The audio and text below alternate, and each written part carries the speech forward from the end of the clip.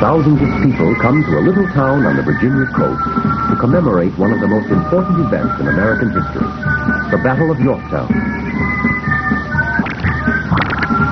This was the last great battle of the American Revolution. Here is the story of how it came about.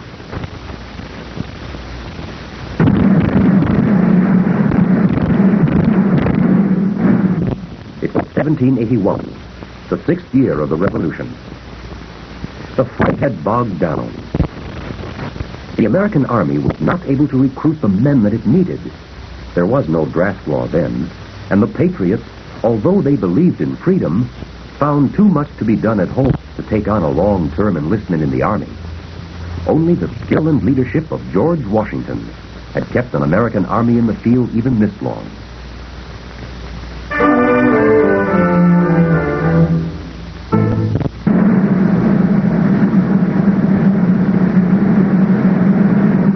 The main American army of less than 6,000 men was in New York. It guarded General Clinton's main British force of 17,000, comfortably stationed in New York City. Washington himself commanded the main American army. Recently, he had been reinforced by America's ally, France, which had sent over Count de Rochambeau, with an army of some 4,500 French veterans. But the Allies still could not risk an attack on Clinton's superior forces. The army of 7,500 men in Virginia, which had just been ordered by Clinton to set up quarters at Yorktown to build a naval base there. This army had been campaigning throughout the South, but without much success. Its commander, Lord Cornwallis, was often at odds with Clinton, which later contributed to the British defeat. A small American force of about 1,500 regulars, plus a number of untrained militia, had been dogging Cornwallis during his Virginia campaign. It was commanded by a young French nobleman who had joined the American army early in the war, the Marquis de Lafayette. He was too small to risk an open fight, but he harassed Cornwallis with the warfare.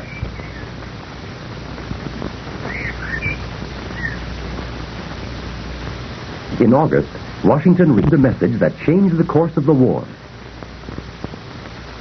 Count de Rochambeau brought news that the French Admiral de Grasse planned to bring a large fleet into Chesapeake Bay in September for a few weeks, giving the Americans a sudden but brief period of naval superiority.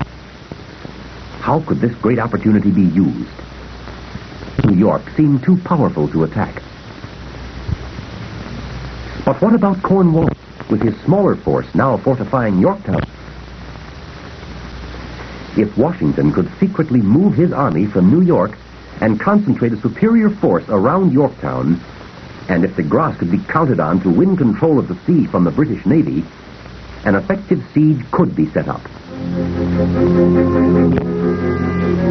On the night of August 18th, Washington risked everything on de Grasse's arrival as planned.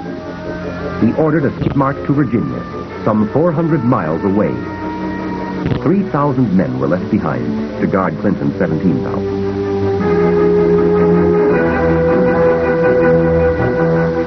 A false move toward New York was planned to throw Clinton off guard.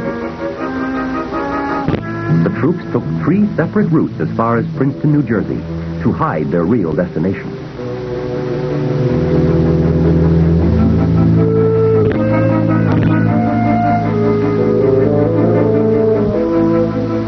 From Maryland, much of the heavy equipment and many of the troops went on by water.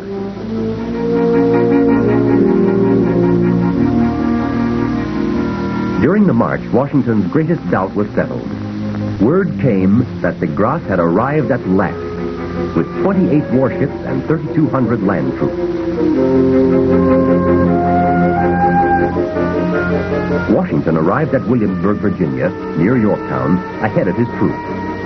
He was welcomed by his friend Lafayette, who had done so much to bring his nation into the war on the American side. Lafayette reported that de Grasse land troops had already joined his forces, and that de Grasse had driven off the British fleet and now controlled the bay. So far, all was going well. 3 days later, Washington and Rochambeau board de Grasse flagship, to lay out plans of battle. Washington got a somewhat reluctant promise from the French admiral to stay beyond the October 15th deadline he had set. For unless de Grasse closed off the sea lanes, the siege couldn't be successful. By September 27th, the organization of the Allied French and American armies assembled at Williamsburg was complete. There were now about 8,500 Americans, of which 5,500 were regulars and the rest militia. There were about 7,500 French soldiers, a total of 16,000, a decisive margin against the British force of 7,500. For Cornwallis, every escape route was now blocked. Counting on reinforcements promised him by Clinton, Cornwallis decided to abandon his outer positions to the Americans.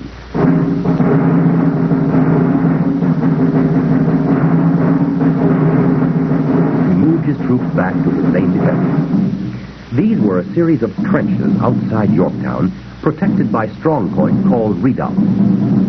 The redoubts were manned by cannon and rifle, and protected by a wall of sharp-pointed posts.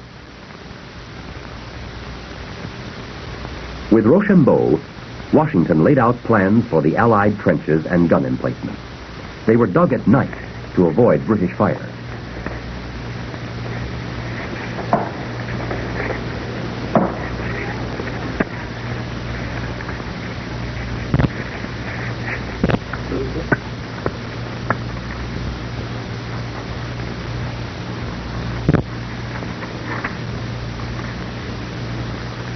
On the morning of October 6th, the first Allied siege line was ready. Washington himself fired the first cannon.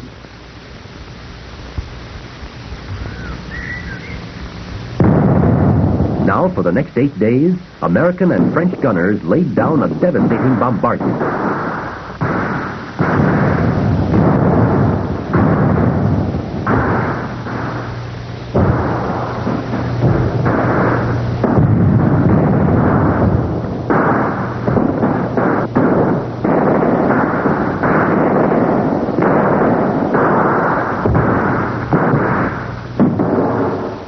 Messenger brought news that the reinforcements from Clinton were delayed. They never came. On the night of October 14th, after 8 days of bombardment, the Americans were ready for a direct attack on the main British strongpoints, redoubts numbers 9 and 10. At his own request, Lieutenant Colonel Alexander Hamilton led the charge on redoubt number 10 with 400 Americans.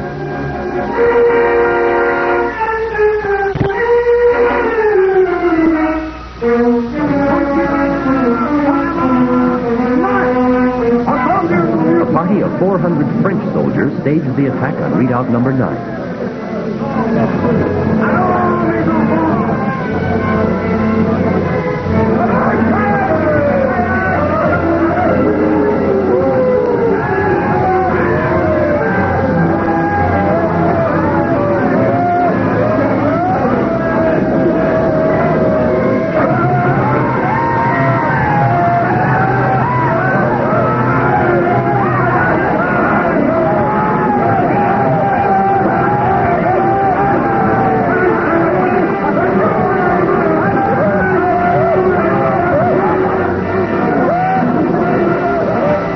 Of these main altitudes was the decisive action of the siege.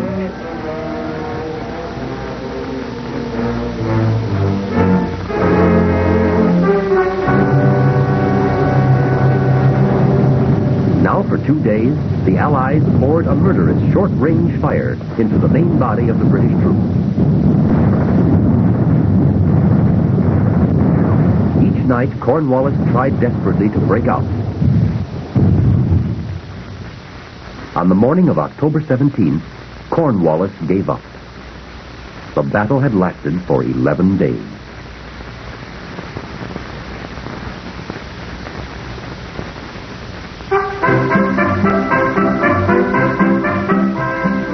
Two days later, on October 19th, the formal surrender ceremony was held. Cornwallis had submitted terms of surrender, as was customary in those days, and the final articles of capitulation had been worked out by a commission of officers. It was a bitter day for the English. Cornwallis was ill, and his sword was brought to the surrender field by one of his officers, Brigadier General O'Hara.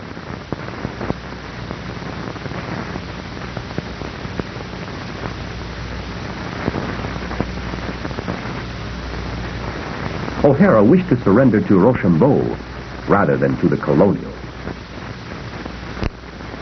But Washington sent forward one of his officers, Major General Lincoln. General Lincoln accepted the surrender sword and, as was customary, returned it.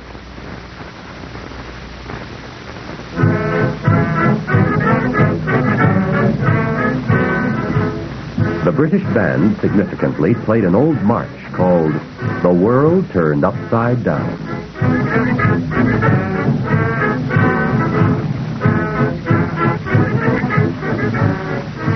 Then the entire British army of 7,500 men, unit by unit, marched out upon the surrender field and laid their muskets upon the ground.